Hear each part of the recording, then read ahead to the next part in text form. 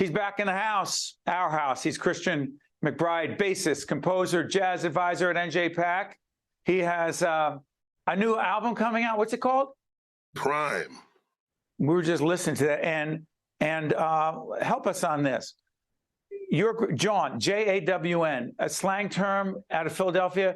What is it again?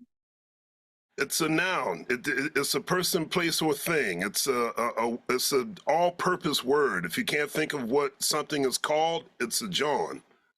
A Jawn. Okay. So yeah, you're holding a Jawn right now. Stop. Well, Frank Brown, who's not just our great audio engineer, but he is a jazz and music aficionado, says, "Hey, you want to look cool with Christian? Tell him that you heard that the word Jawn, Jawn, that Webster's has said it's an official word." That's not true. Frank, is that true? That's very true. What? It is now an official word. And say again what it means.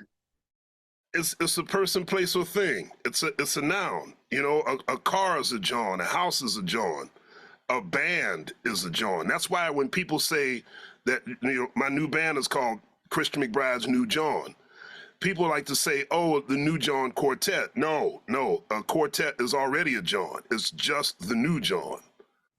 I gotta work to keep up. In New York is joint. You know, every region has its own version of that.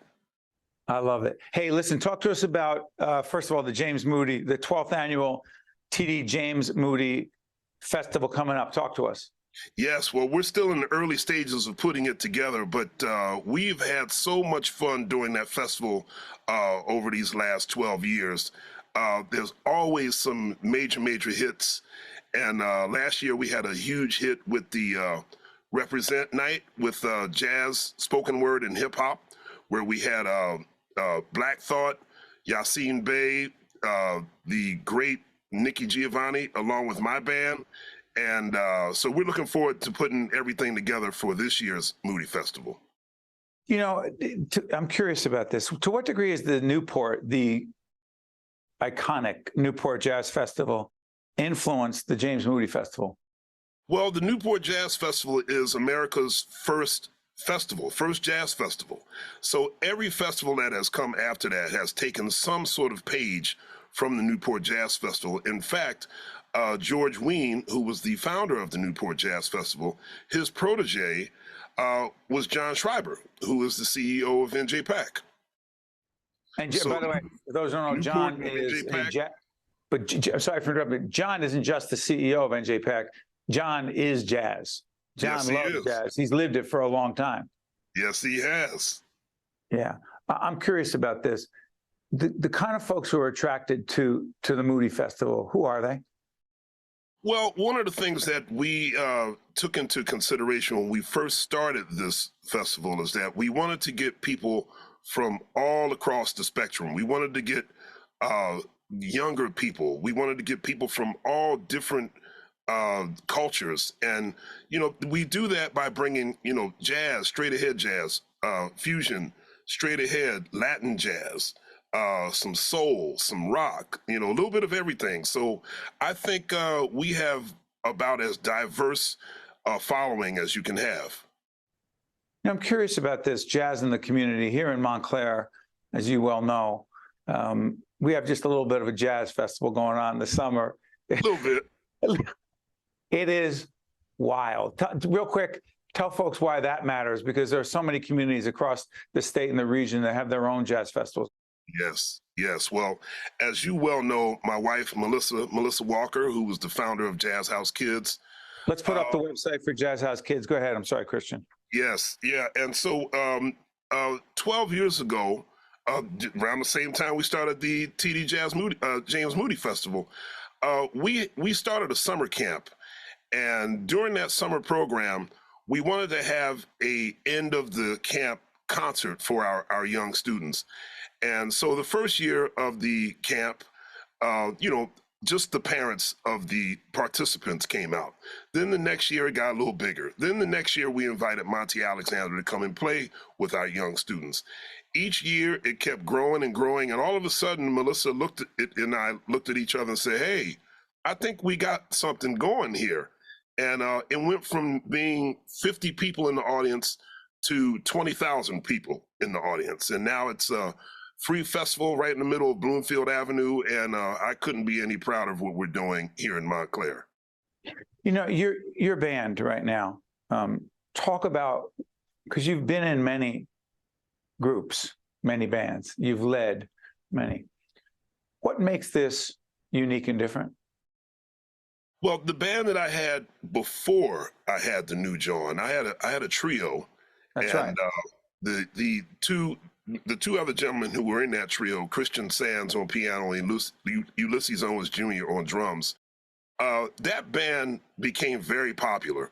And both of those two gentlemen went on to do wonderful things after that trio. So I decided that whatever my next band was going to be, I didn't want to simply just replace those guys and play the same repertoire. Let me do a 180 and create a band that sounded nothing like that trio. And so I got trumpeter Josh Evans, saxophonist Marcus Strickland, and the great Nasheed Waits on drums.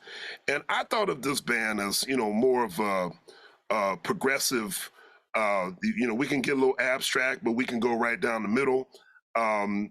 This band is a roller coaster, and we've been working together now for just about 8 years.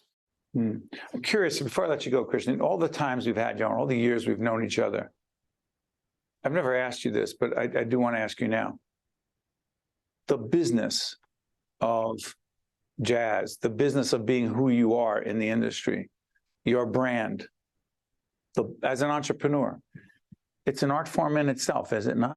Absolutely. You know, I came into this business for one reason only, and that was to be a working bass player. I heard all of these great jazz legends who I admired and looked up to, and I thought, I want to play bass with them. So in order to do that, I had to learn a lot of music. I had to do a lot of, you know, I guess they would call it networking, but I just tried to get to know all of these great jazz legends who I looked up to, and things just kind of snowballed after that, you know. So I always feel like if you want something bad enough, you just got to go out and get it. You know, those hustle skills, that sort of extra, you know, just that. We call it grit. I'm calling it grit. That grit, man. Yep. You know? You know, I'm sorry for interrupting. I've often thought, some people think I'm nuts on our team. I think, well, we're in the media arts, because I believe we're in the arts, but we're also in the art form of running a business that's tight and makes sense and turns a profit, if you will, even as a not-for-profit. The point I'm making is, I don't think people appreciate how hard people like you work at the business of being a great musician and pulling a band together. Anyway, I'm on my soapbox. That's Christian McBride. He's a bassist, composer, jazz advisor at the great NJPAC, New Jersey Performing Arts Center. Wish you all the best, Christian. Always wonderful to speak with you, my man. Always great. And also give our best to Melissa Walker, your partner, your longtime partner, your wife, who leads Jazz House Kids. Take care, my friend. Thank you. See you soon. You got it. Right back right after this. One-on-One with Steve Adubato has been a production of the Caucus Educational Corporation. Funding has been provided by TD Bank, Rutgers University, Newark, PSEG Foundation, Newark Board of Education, the New Jersey Education Association, New Jersey Sharing Network, the Port Authority of New York and New Jersey, the Fidelco Group, and by the Russell Berry Foundation. Promotional support provided by New Jersey Globe and by bestofnj.com. New Jersey is home to the best public schools in the nation, and that didn't happen by accident. It's the result of parents, educators, and communities working together year after year to give our students a world-class education, no matter the challenge. Because parents and educators know that with a shared commitment to our public schools, our children can learn, grow, and thrive. And together, we can keep New Jersey's public schools the best in the nation.